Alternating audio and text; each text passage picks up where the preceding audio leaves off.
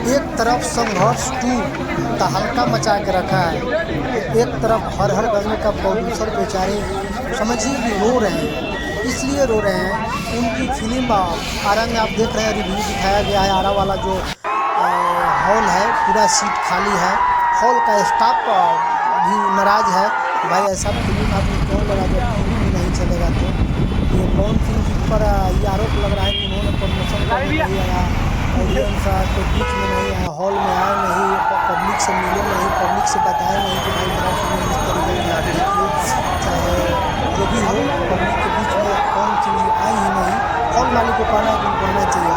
और एक तरफ खेसारी लाल यादव जी तहलका मचा कर रखे। संघर्ष 2 का 3 दिन बाद भी बिना पटना हाउसफुल चल रहा है भाई। एक शो में चारों शो हाउसफुल चल रहा है। आज भी जाइए, अगर थोड़ा सा लेट हो रहा है तो हाउसफुल का बोर्ड दिख जा रहा है बिना पटना सिनेमा हॉल के सामने।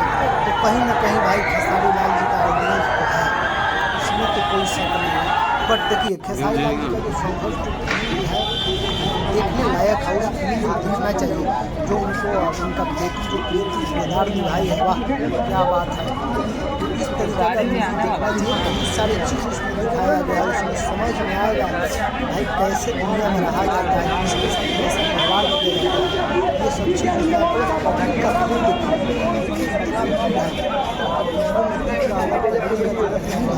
इतना पूरा भरा हुआ है सारे लाल बिहार है, इतना लाइन में लग करके खड़े हैं कि नहीं टिकट लेकर हम फिल्म देखेंगे ही। कहीं ना कहीं पब्लिक तो भाई खेसारी लाल जी को प्यार करती है और देख लीजिए जितना भी जलसा